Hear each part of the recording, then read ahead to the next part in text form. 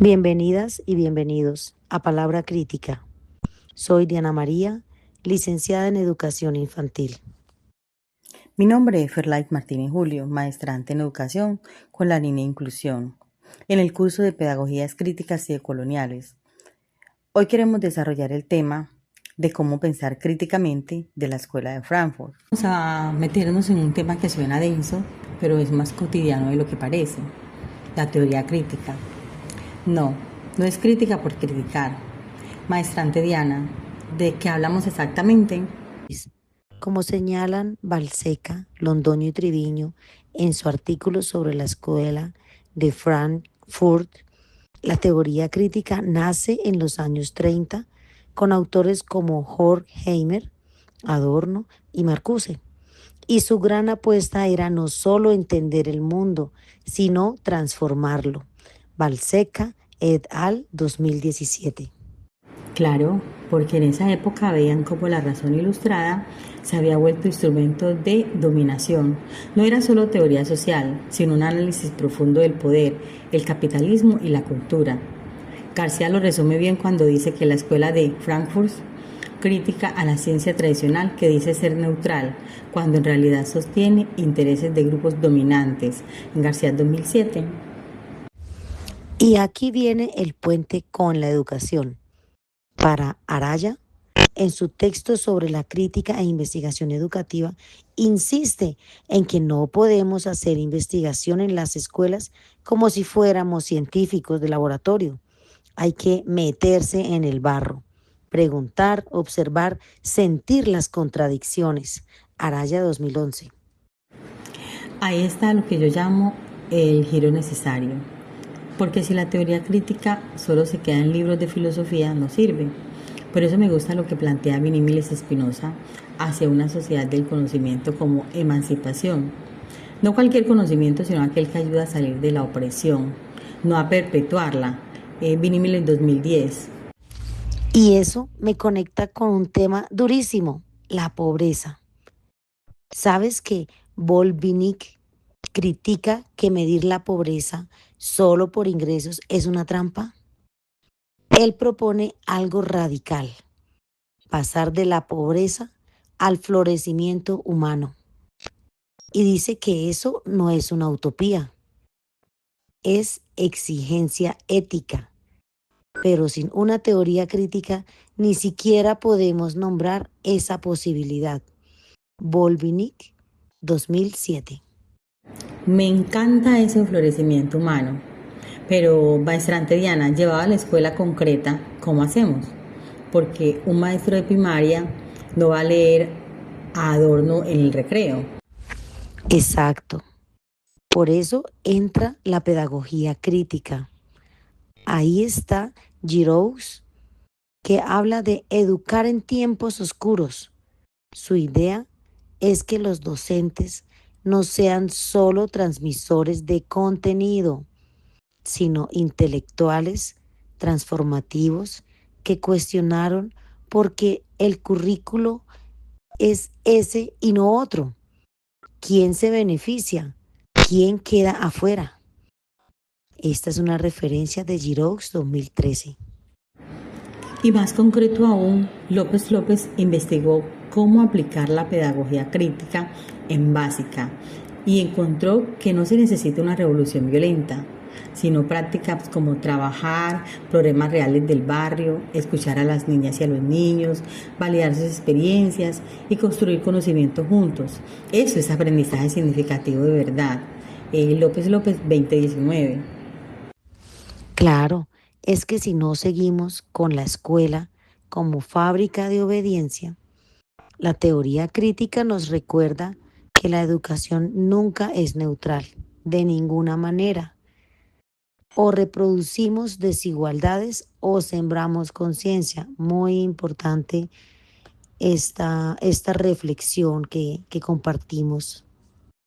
Y ojo, no es fácil, porque como dice García, la teoría crítica también se critica a sí misma, no es un dogma.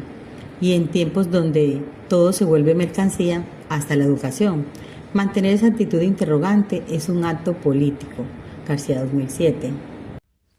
Entonces, Para cerrar con lo que decía Araya, investigar educativamente desde la teoría crítica significa preguntarnos todo el tiempo, ¿esto que enseñamos para quién sirve?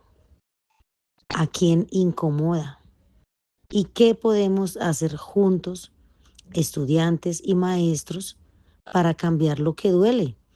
Esta es una referencia de Araya 2011.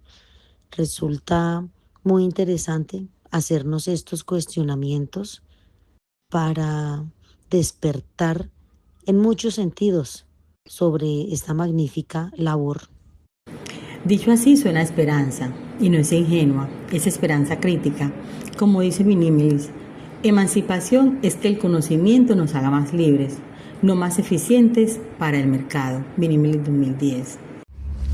Y el florecimiento humano de Volvinik empieza en el aula, donde se puede decir no entiendo sin miedo, donde preguntar es valor y no pérdida de tiempo. Esta es una referencia de Volvinik 2007, una referencia que nos invita a reflexionar sobre la tranquilidad que podemos brindarles a los estudiantes en este espacio seguro que es el aula. Repitamos nuevamente, el poder decir no entiendo sin miedo. Esto es un valor importantísimo que podemos observar, podemos vivenciar en el aula, y es un valor que trasciende por mucho los muros de un salón de clases, porque es parte de esa transformación de vida que estamos haciendo en el quehacer docente. Hermoso desafío. Bueno, nos quedamos con ganas de más, pero el tiempo vuela. Bueno, mis compañeros y apreciados escuchantes, agradecemos el que continúen acá con nosotros, y agradezco también esta oportunidad, por supuesto, para compartir con ustedes también tantas reflexiones que surgen alrededor de la pedagogía. En este espacio, por ejemplo, mientras vamos construyendo este podcast para ustedes, con mucho cariño, por supuesto, recuerdo también que en mi trayectoria educativa, inevitablemente me encuentro habitando dos lugares al tiempo. En el primer lugar, estoy como la estudiante que fui, y en el segundo lugar estoy como la maestra que soy hoy.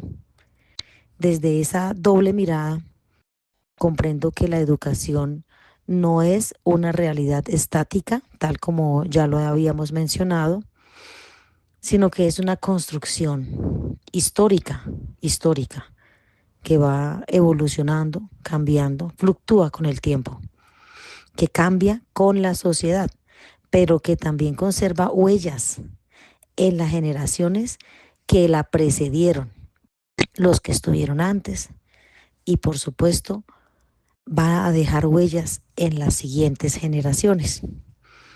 Como estudiante crecí con un modelo educativo marcado por las prácticas tradicionales.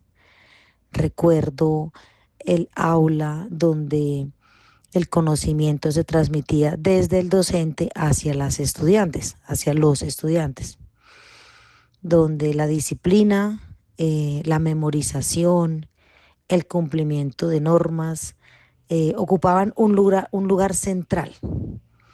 En muchos casos, aprender significaba escuchar, repetir y demostrar que se había aprendido lo que se consideraba importante según esa educación tradicional.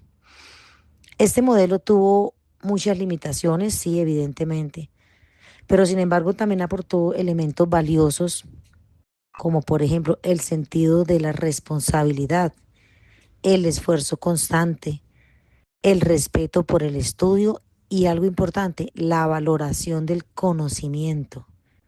Como bien me exigía dedicación y perseverancia, eso lo hace aún más valioso. Sin embargo, hoy, desde mi experiencia como maestra, observo cómo la educación ha experimentado transformaciones profundas.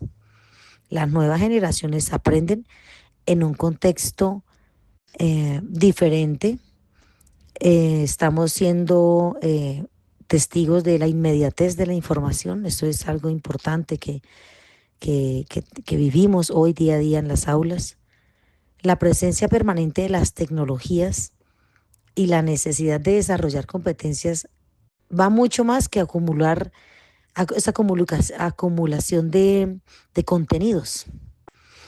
Se espera que los estudiantes analicen, argumenten, colaboren, crean, bueno, que resuelvan problemas complejos.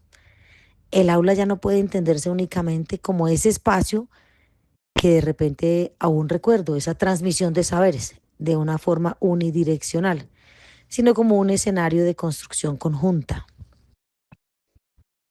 Muchas gracias a todos por escuchar Palabra Crítica, por escuchar estas reflexiones, este momento en el que se comparten experiencias, en el que se comparte información, este momento en el que hacemos la invitación a seguir transformando vidas con algo tan bonito como es el arte de educar. Si quieres profundizar, todas las referencias están en las notas del episodio. Nuevamente, gracias por estar con nosotros y continuamos, nos veremos en una próxima ocasión. Muchas gracias de nuevo a mis compañeros y a todos nuestros oyentes.